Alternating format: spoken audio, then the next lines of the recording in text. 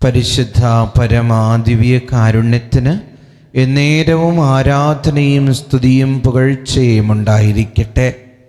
ഇന്ന് ഈ പ്രഭാതം നൽകി അനുഗ്രഹിച്ചതിന് കർത്താവിന് നമുക്ക് നന്ദി പറയാം. ഇന്നുണ്ടല്ലോ നമ്മുടെ നാവിനെ നിയന്ത്രിക്കാനുള്ള കൃപയ്ക്ക് വേണ്ടി കർത്താവിനോട് പ്രാർത്ഥിക്കാം.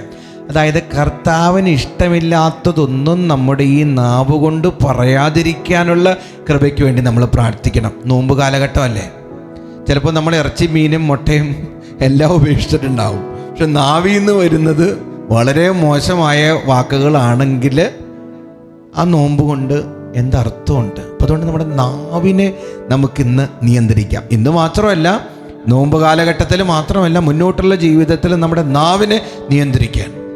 ദേഷ്യത്തോടെ സംസാരിക്കുന്നത്, വില കുറഞ്ഞ വാക്കുകൾ, തെറി വാക്കുകൾ പറയുന്നത്, മറ്റുള്ളവരെക്കുറിച്ച് പരദൂഷണവും ഏഷണിയൊക്കെ പടച്ചു വിടുന്നത്, ശത്രുത കലർന്ന വാക്കുകൾ പറയുന്നത്, അശ്ലീല സംഭാഷണങ്ങൾ നടത്തുന്നത്, ഇതൊക്കെ ഈ നോമ്പ് കാലഘട്ടത്തിലും മുന്നോട്ടുള്ള ജീവിതത്തിലും നമുക്ക് ഒഴിവാക്കാം.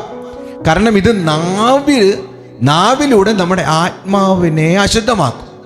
അതുകൊണ്ടല്ലേ യാക്കോബ് ശ്ലീഹ പറയുന്നത്, യാക്കോബ് ശ്ലീഹ 3-ാം അധ്യായത്തിൽ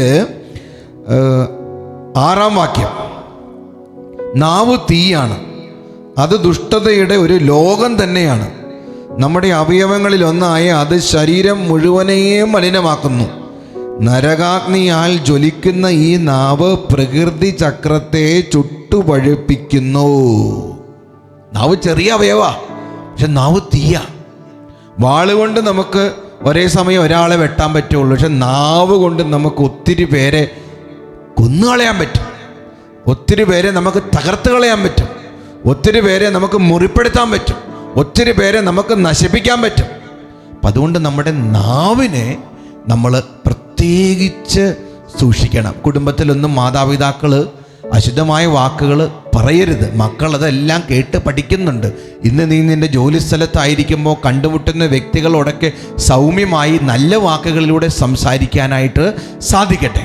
നാവിനെ വിശുദ്ധമായി കാത്തുസൂക്ഷിക്കാനുള്ള കൃപ ഇന്ന് എനിക്കും നിങ്ങൾക്ക് എല്ലാവർക്കും ലഭിക്കട്ടെ. നാവില് പരിശുദ്ധാത്മാവ് നിറയട്ടെ. ഇന്ന് മെസ്സേജ് ബോക്സിൽ ടൈപ്പ് ചെയ്യണം, ഈശോയെ എൻ്റെ നാവിനെ നിയന്ത്രിക്കാൻ കൃപ നൽകണമേ എന്ന്. ദിവ്യകാരുണ്യനാഥൻ നമ്മെ അനുഗ്രഹിക്കട്ടെ.